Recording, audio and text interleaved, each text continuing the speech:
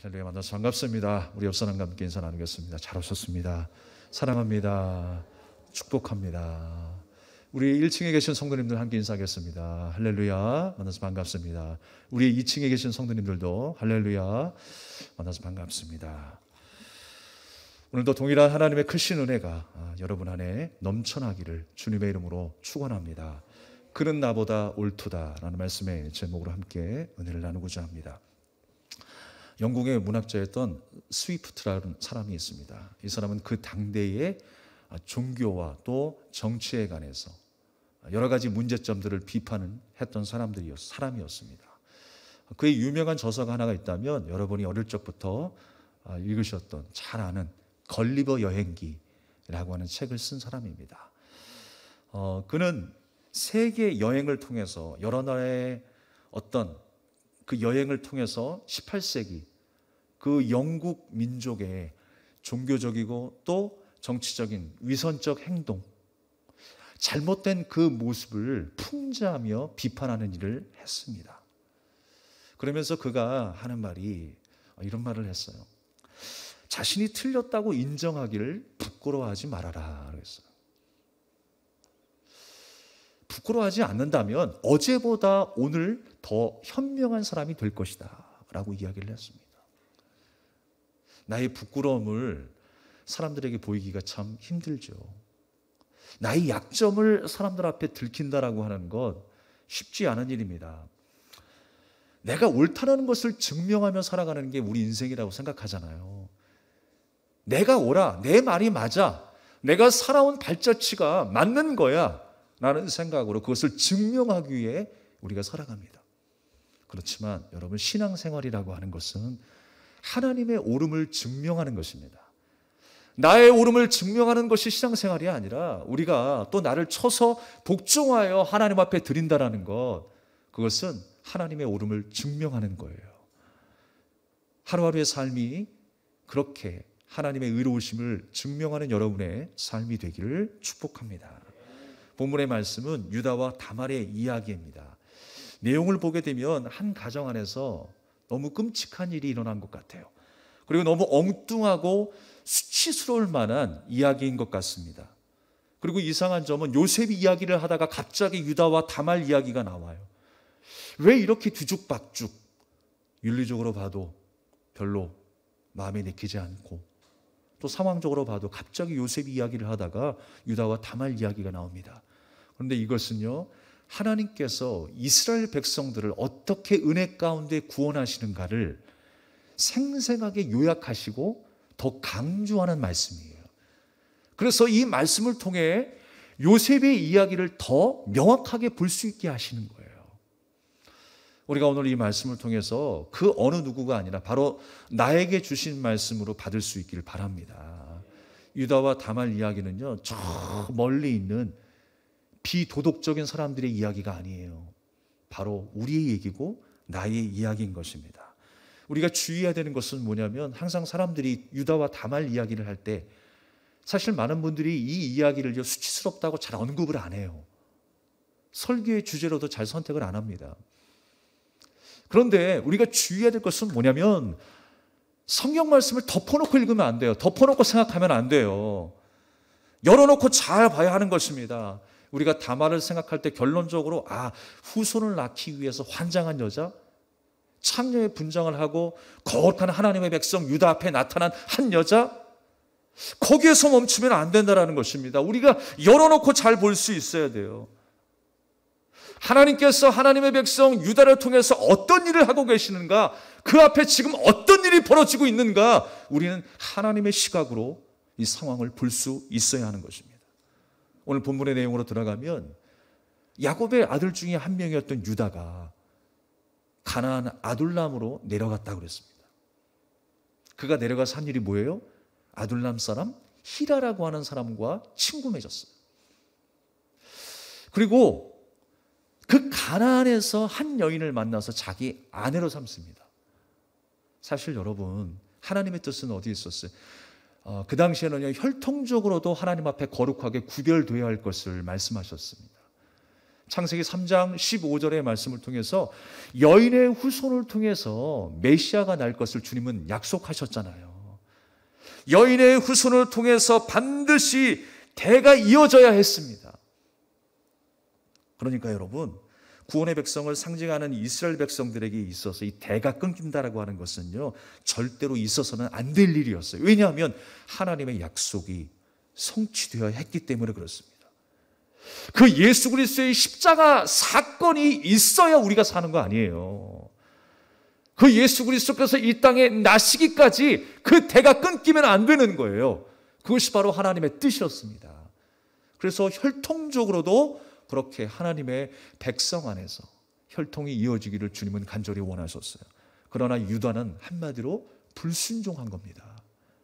자신이 원하는 대로 가나안 민족의 한 여인과 함께 더불어서 동침하고 아내를 맺고 아이를 낳았어요. 그가 낳은 세 아들이 있습니다. 하나는 엘이라고 하는 아들이었어요. 둘째는 오난이라고 하는 아들이었습니다. 셋째는 셀라라고 하는 아들이었어요. 근데 이 장자였던 엘이 누구를 만났냐면 다말이라고 하는 여자를 만납니다. 그런데 성경에 기록한 바 같이 이 엘이 하나님이 보시기에 악을 행했다 그랬어요. 하나님이 죽여버리십니다. 그리고 그 당시에 수혼법에 의해서 그 밑에 동생이 이 형수와 다시 결혼을 하게 되어 있어요. 그래서 대를 잇게 만드십니다. 그런데 이 오난이라고 하는 둘째 동생이 어떤 일을 벌입니까? 거부합니다. 그 침상에서 거부해요. 오늘 말씀 속에 그 침상을 거부했다라고 말씀하고 있습니다. 그러면 이제는 마지막 누가 남았어요? 막내 아들 셀라가 남았어요. 그런데 아버지였던 유다가 뭐라고 하세요? 아직 얘는 어리니까 성장할 때까지 기다려. 그러면서 친정으로 돌아가서 기다리라라고 명령합니다. 그런데 그 뒤에 말씀이 무엇입니까? 뒤에 말씀이 뭐예요? 셋째 아들 셀라마저 죽을까 봐 염려했다고 했어요. 그게 바로 아버지의 마음이었어요. 두 아들을 잡아먹은 며느리인데 혹시 마지막 아들마저 죽을까 봐 걱정해서 친정으로 며느리였던 다말을 보냈다라고 말씀하시는 거예요. 그리고 그 이후에 어떤 일이 벌어집니까? 유다의 아내가 죽게 됩니다. 둘째 아들도 결국 하나님의 말씀의 뜻에 불순종해서 죽임을 당하고, 셋째 아들과 이제 결혼을 해야 되는데 이 유다가 둘 사이를 갈라놓게 한 거죠. 연결되지 못하도록 친정에 보내버렸어요. 그리고 그 이후에 그 유다의 아내가 죽임을 당합니다. 그러고 나서 이 유다가 이제 다시 어디로 올라오게 되냐면 딥나로 올라오게 돼요. 딥나로 올라와서 어디를 찾냐면 에나임이라고 하는 그 문을 찾습니다. 사실 여러분 학자들의 말에 의하면 그 에나임의 문이 상징하는 것이 무엇이냐, 양털을 깎는다라고 하는 의미가 무엇이냐라고 하는 것을 생각해 보면 그 당시 여러분 그곳은요 하나님을 예배하고 섬겼던 제단이 아니었어요. 우상을 섬기며 바알과 아세라를 섬기던 우상의 도시, 우상의 제단이었다라는 것입니다. 그래서 우리 가운데 풍요가 임하길 원하고 자손의 축복이 넘치기를 원하는 그 마음으로 이방신들에게 제사를 냈어요. 그런데 여러분 결정적으로 어떤 일이 있었냐면 그것에서 여사제들과 함께 성관계를 맺게 되면 우리가 섬기는 바알신이, 아세라신이 흥분을 해서 우리에게 더 많은 축복, 우리에게 더 많은 행복을 가져다 줄 것이다라고 하는 믿음이 있었어요. 그 잘못된 믿음이 있었어요. 근데 지금 누가 그곳으로 가는 거예요? 하나님의 사람 유다가 그 이방 신전으로 가는 거예요. 축복을 받기 위해서, 내가 원하는 축복, 내가 원하는 행복을 위해서 유다가 그곳을 찾아왔다라는 게 문제예요. 여러분 우리의 행복이 어디에 있습니까? 하나님의 손에 있어요. 우리의 축복이, 우리의 생명이 하나님의 손에 있단 말입니다. 그런데 유다는 자기가 그 행복을 만들려고 했어요. 자기가 그 축복을 만들어내서 누리려고 지금 안간힘을 쓰고 있는 것입니다. 사람의 힘으로는 안 된다는 걸 이미 유다의 아들들을 통해서 보여주시잖아요. 하나님의 은혜가 필요하다는 것을 다시 한번 깨닫게 하시잖아요. 그런데 그곳을 찾은 유다의 모습이었어요. 그런데 그곳에 에나이 문에서 누가 기다리고 있습니까? 며느리였던 다말이 기다리고 있었어요. 그리고 시아버지와 며느리가 동침을 하게 되는, 있을 수 없는 일들이 벌어지게 됩니다. 그래서 베레스라고 하는 아들을 낳게 되지요. 사랑하는 여러분, 14절 말씀에 보면 얼굴을 가리고 몸을 휩싸고 딥나 길 곁 에나임 문에 앉아 있었다라고 했어요. 그런데 그 모습이 창녀의 모습이었다라고 그랬어요. 왜 그랬을까요? 말씀은 분명히 기록하고 있어요. 셋째 아들 셀라를 자신에게 주지 않았기 때문이라는 거예요.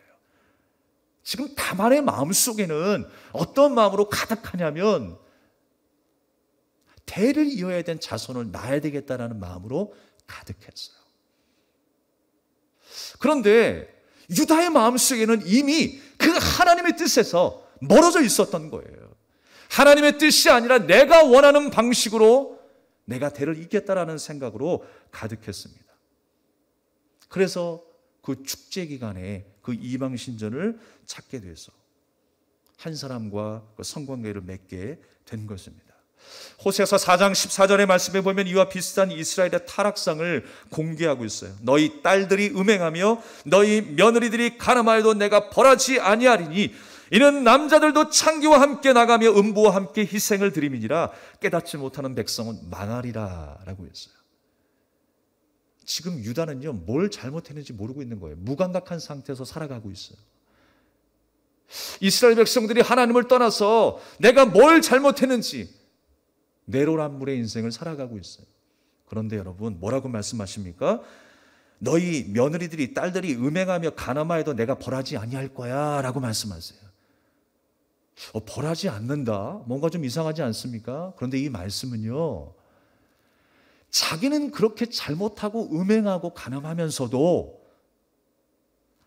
내 딸이 그렇게 되는 모습은 못 보게 되는 거죠. 이 무감각한 인생들아, 좀 깨달으라 라고 말씀하고 있는 거예요. 돌이키라, 돌아오라 라고 하나님께서 말씀하고 있는 거예요. 너희들의 자녀들이 지금 이런 모습으로 살아가고 있잖아. 이 모습이 바로 너의 모습이야 라고 하는 거예요. 그걸 보여주고 있는 거예요. 사람들이요, 내가 잘못하는 거는 그냥 관대합니다. 그런데 좀 남이 잘못하고 내 자식이 잘못하는 거는 보지를 못해요. 내가 잘해야 하는 것입니다. 저는 우리 아이들을 키우면서 정말 깜짝깜짝 놀랄 때가 언제냐면 마치 내 머릿속에 쟤들이 있는 것처럼 생각될 때가 있어요. 내가 가르쳐주지 않은 언어들을 내가 나 혼자만 쓰는 언어인 줄 알았는데 나도 모르게 은연중에 흘려보낸 그 언어들을 사용하고 있더라고요. 나 혼자 내 깊은 마음속으로 생각했던 그 생각들이었는데 어느 순간에 저도 모르게 은연중에 흘렸던 것 같아요. 그런데 그것을 말하고 있어요. 얼마나 무서운 일입니까, 여러분? 나의 생각도 닮아가고 있어요. 나의 언어도 닮아가고 있어요. 심지어 내 영혼까지 닮아가고 있다는 생각 속에 두려울 수밖에 없어요. 하나님 앞에서 내가 깨닫지 못한다면 이 세상이 아무리 정의롭고 공의로워도 소용이 없는 거예요. 주님의 그 타겟은 누구입니까? 바로 나입니다. 내가 주님 앞에 거룩하게 서기를 주님은 간절히 원하고 계시는 거예요. 유다의 자손에서 메시아가 나와야 했지만 그는 불순종하여 가나안 사람을 친구로 삼고 아내를 삼아서 대를 이으려고 했었습니다. 하나님의 택한 백성이었지만 여전히 풍요와 쾌락을 위해서 살아가는 그 유다의 모습이었다라는 것입니다. 그러니까 결국엔 또 하나님의 은혜가 필요한 거예요. 이렇게 불가능하고 무능한 인생이 내 마음대로 내 뜻대로 살아가고 하는 것이 바로 우리의 마음인 것입니다. 우리가 다말을 볼 때에 단순히 대를 이어야 한다는 생각으로 가득 찼겠지만 사실 여러분 그 일이 왜 일어나는가를 생각해야 돼요. 바로 유다 때문이었습니다. 유다가 어디를 찾았어요? 바로 거기를 찾은 사람이 유다인 거예요. 그러니까 하나님께서 누구를 준비시킨 겁니까? 그 다말을 준비시켜서 그 문 앞에 기다리게 하신 것입니다. 지금 어떤 모습으로 다말이 등장한 거예요? 마치 창녀의 모습으로. 창녀였다라는 게 아니라 창녀의 모습으로 등장하고 있어요. 왜 그 수치심에도 불구하고 많은 사람들 앞에 조롱받고 손가락질 당할 그 모습임에도 불구하고 왜 유다 앞에 나타났을까요, 여러분? 우리 예수 그리스도께서 이 땅에 오셔서 어떤 수모를 당하셨어요? 어떻게 고난받으시고 어떻게 십자가상에 죽으셨는지 여러분, 그 이야기가 고상한 이야기입니까? 끔찍한 이야기예요. 수치스러운 이야기예요. 예수님은 십자가상에, 아니 그 이전부터 매를 맞으시고 침뱉음을 당하시고 가시관을 쓰시고 십자가에 완전히 벗겨져서 처절하게 죽임을 당하셨어요.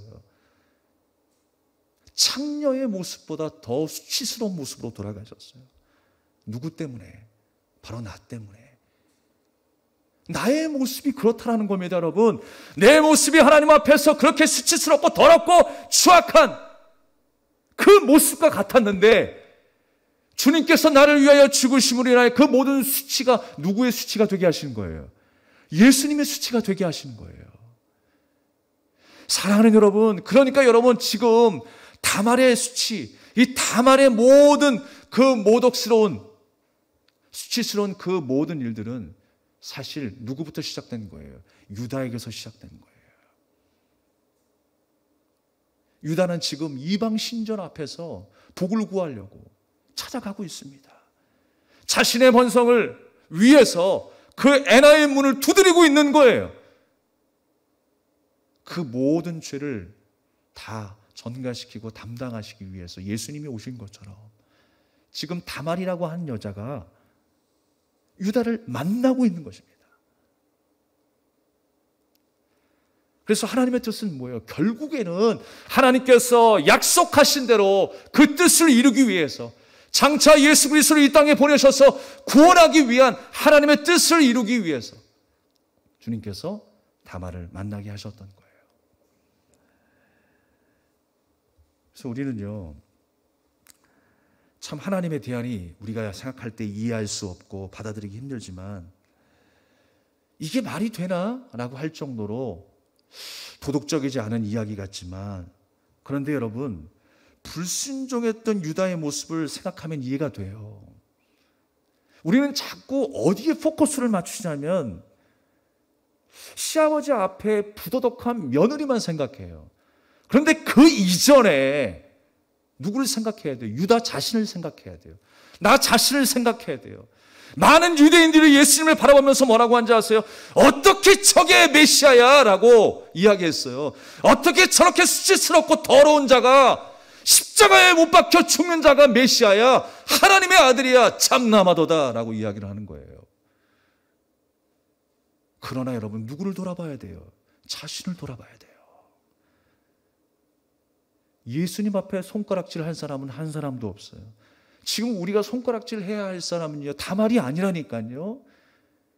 그 하나님의 백성을 다시 한번 거룩하게 세우시기 위한 하나님의 방법은 그곳에 다말을 세우는 일이었어요. 얼마나 불순종하고 얼마나 하나님의 말씀을 떠나 있으면 그렇게 유다를 인도하셨을까요? 유다는요, 이방 신당을 찾을 만큼 그렇게 형편없는 신앙을 가지고 있었어요. 하나님 앞에서 마땅히 죽어야 될 형국이었다라는 거예요. 그런데 그 죄를 다 뒤집어 쓰신 분이 누구예요? 바로 예수 그리스도예요.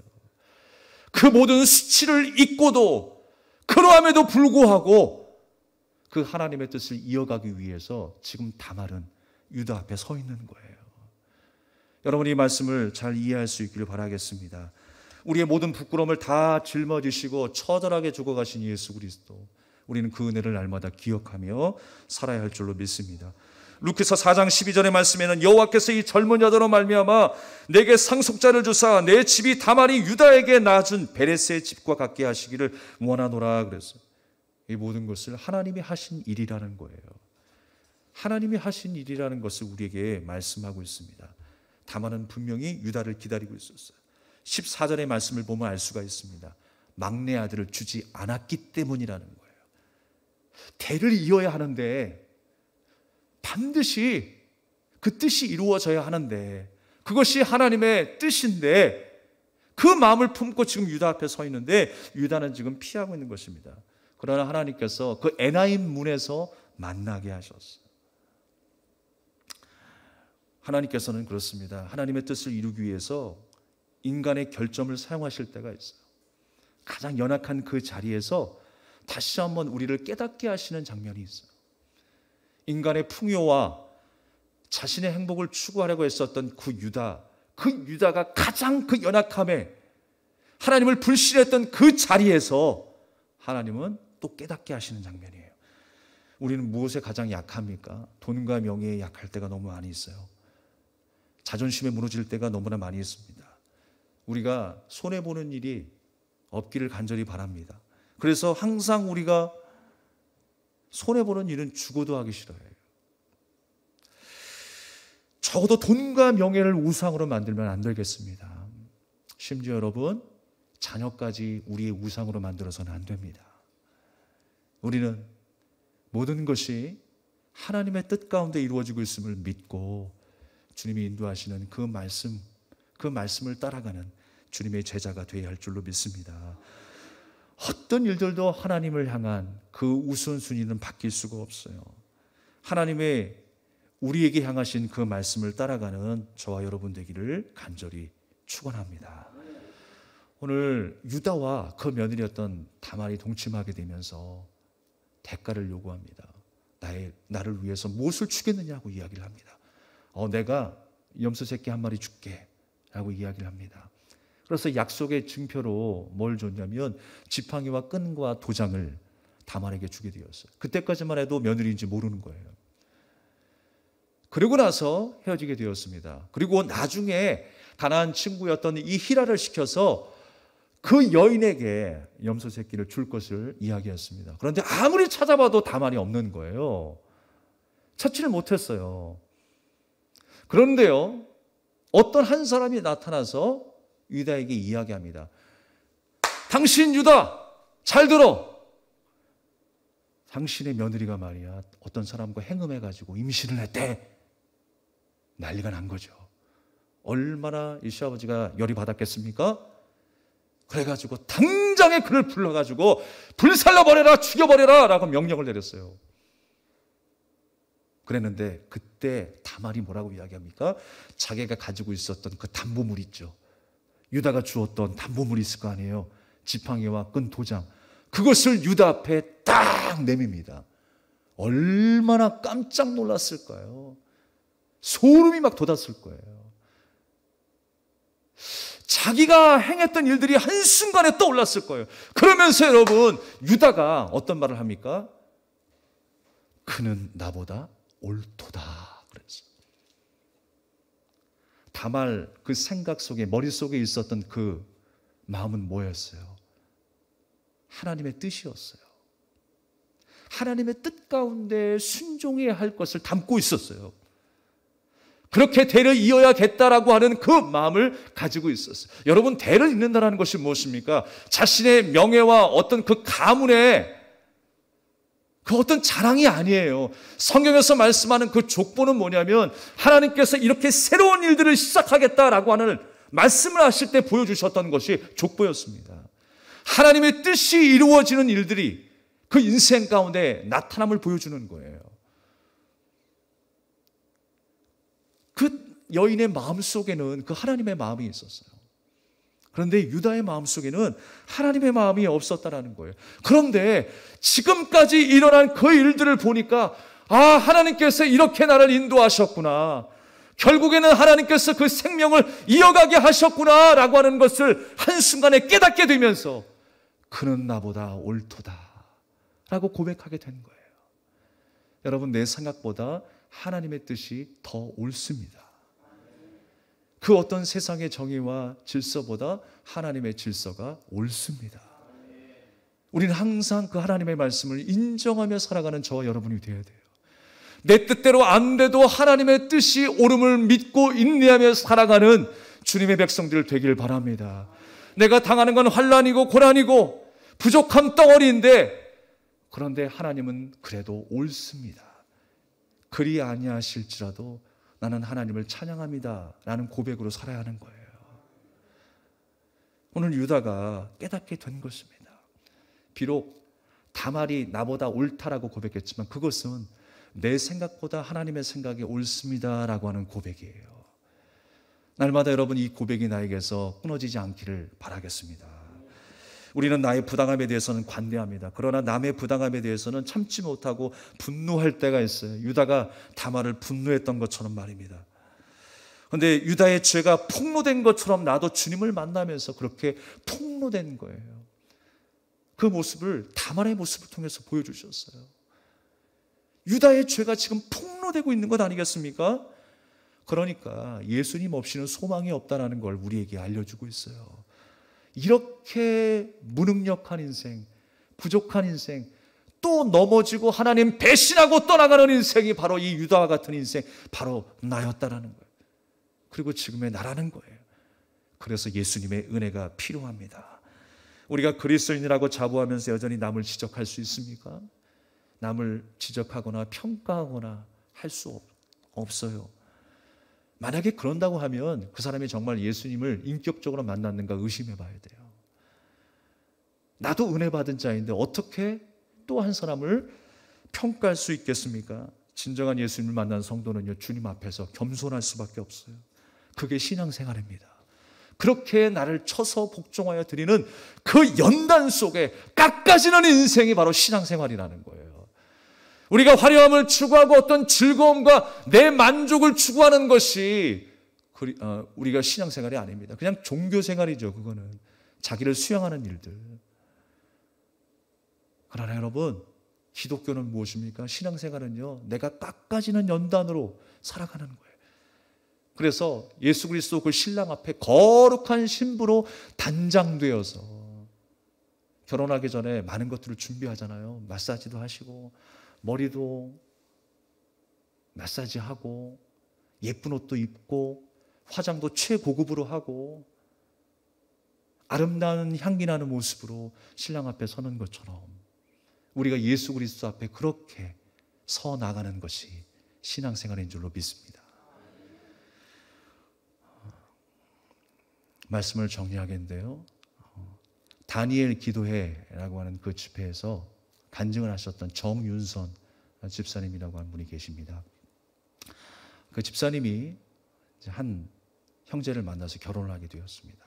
근데 형제분이 어떤 일을 했냐면 그 방송국에서 광고 음악을 제작해서 제작하는 일들을 했습니다. 근데 이제 밤샘 작업이 많아지다 보니까 갑자기 머리가 아파가지고 병원을 찾게 되었는데 병원에서 뇌 종양 결과가 나온 거예요. 하늘이 무너지는 듯 했습니다. 그래서 점점 심해져서 중환자실까지 들어가게 되었고 음식도 별로 먹지 못하는 그런 어려운 순간 속에 있었습니다. 근데 어느 날 갑자기 음식을 제대로 먹지 못했던 그 남편이 포도가 먹고 싶다고 그러더래요. 그래서 슈퍼에서 포도를 사려고 하고 이제 계산하려고 하는 그 순간에 지갑이 없는 거예요. 소매치기를 당했어요. 그 남편의 그런 어려움이 있었고 소매치기를 당하고 또 그날에 집에 잠깐 갈 일이 있어서 집에 들어갔는데 세상에 또 집이 도둑을 맞은 거예요. 엄청난 일들이 그 하루에 다 일어난 거예요. 그리고 그 외에도 수많은 어려움과 그 아픔들이 이 정윤선 집사님을 힘들게 했다라고 하는 것입니다. 엎친 데 겹친 일이 어떻게 이렇게 하루 동안에 그리고 내 주변에 이렇게 많이 일어날 수 있을까? 하나님 앞에서 엉엉 울게 되었대요. 그리고 새벽에 하나님 앞에 울면서 기도하게 되었습니다.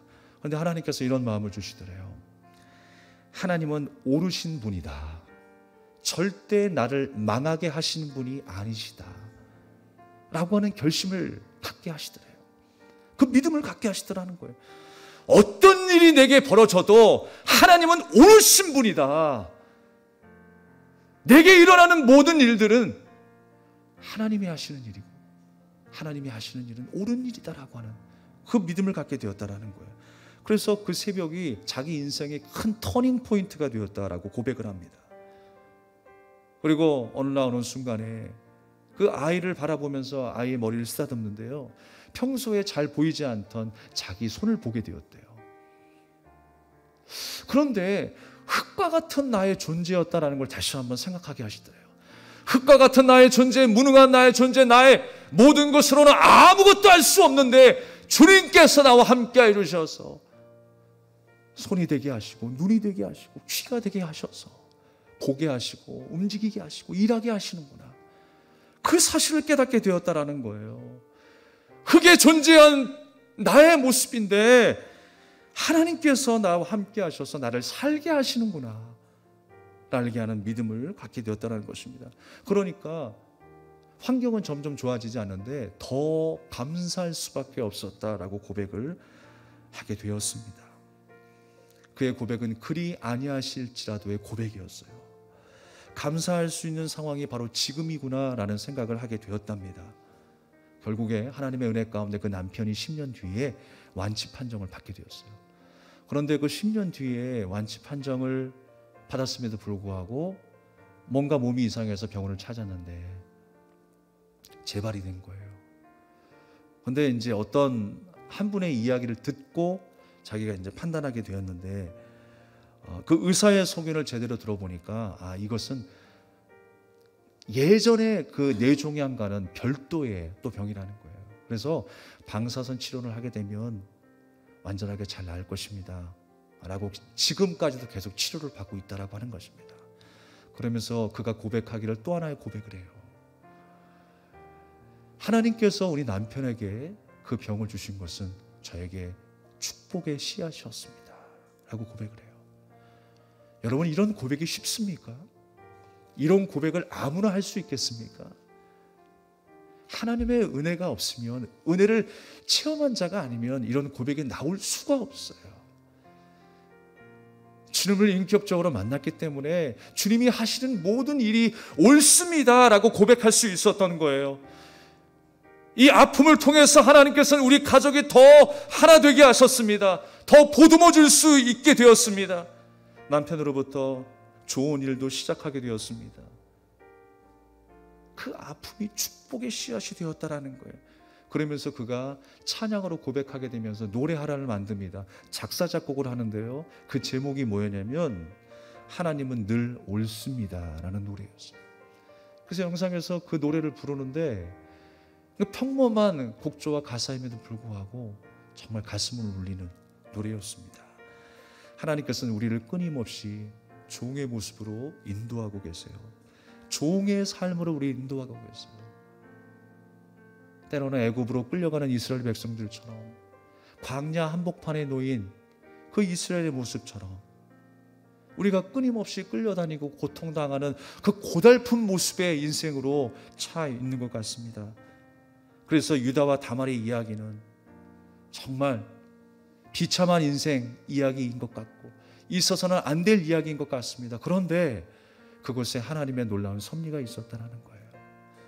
하나님의 계획이 있었다는 거예요. 그리고 그 약속이 이루어졌음을 우리에게 말씀하고 있는 것입니다. 사랑하는 여러분, 이 한 주를 살아갈 때에 우리를 허락하시는 삶 가운데에 행하시는 모든 일들, 우리가 만나게 되는 그 수많은 연단, 그러나 그곳에 하나님의 손길이 있음을 믿고 신뢰합시다. 하나님, 나보다 하나님을 늘 옳습니다. 주님이 행하시는 그 옳은 일들을 내가 신뢰하며 믿음으로 살아가겠습니다. 그렇게 결단하는 하루하루의 인생이 되기를 주님의 이름으로 축복합니다. 우리 함께 이 찬양을 드리고 우리 기도하겠습니다.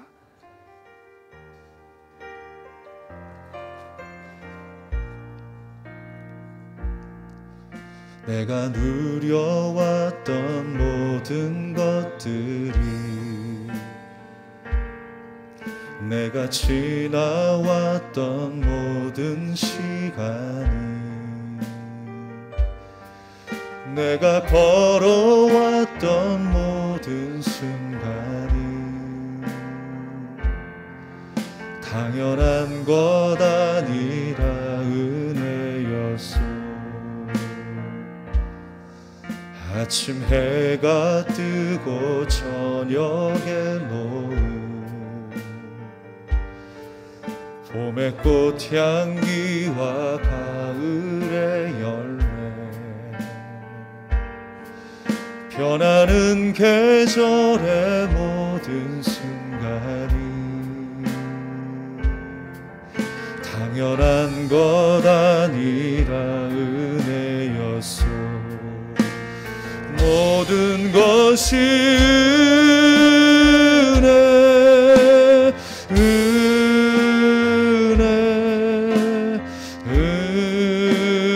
은혜, 한없는 은혜. 내 삶에 당연한 것 하나도 없었던 것이 모든 것이 은혜, 은혜였소. 2절 하겠습니다. 내가 이 땅에 태어나 사는 것, 어린아이 시절과 지금까지 숨을 쉬며 살며 꿈을 꾸는 삶, 당연한 것 아니라 은혜였소. 내가 하나님의 자녀로 살며 오늘 찬양하고 예배하는 삶, 복음을 전할 수 있는 축복이 당연한 것 아니라 은혜였소. 모든 것이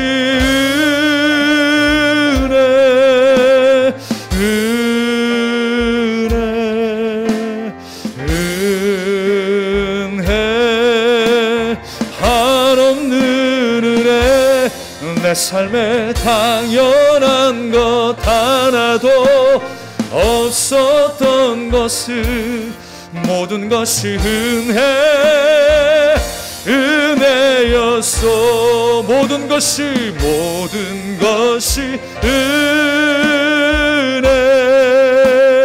은혜, 은혜, 한없는 은혜. 내 삶에 당연한 것 하나도 없었던 것을 모든 것이 은혜, 은혜. 다시 한번 모든 것이 은혜, 모든 것이 은혜. 아버지 은혜, 은혜, 한없는 은혜. 내 삶에 당연한 것 하나도 없었던 것을 모든 것이 은혜, 은혜였소. 주신 말씀을 기억하면서 우리 합심하여 기도합시다. 어떤 길로 인도하시든 어떤 상황을 만나게 하시든 하나님의 방법은 늘 옳았습니다. 내가 틀렸을 뿐이에요. 오늘 시간에 기도할 때에 주님의 그 옳은 방법을 따라가겠습니다. 힘들고 어렵지만 이 길이 진리의 길이요 생명의 길이요 은혜의 길임을 알고 따라가겠습니다. 주님, 나를 새롭게 하여 주시고 나에게 굳건한 믿음을 허락하여 주시옵소서. 하나님, 나는 연약합니다. 그래서 넘어지고 자포자기하게 하고 또 절망하며 늘 항상 낙심하며 살아갑니다. 그러나 늘 우리를 인도하시는 전능하신 하나님, 주 하나님을 다시 한번 바라보겠습니다. 나를 새롭게 하여 주시옵소서. 나를 반석 위에 세워주시옵소서. 믿음으로 승리하는 삶이 되게 해달라고 우리 간절한 마음으로 주님 앞에 간절히 기도하겠습니다. 하나님 아버지여, 우리가 주님을 바라보며 주님을 의지하며 살아가기를 원합니다.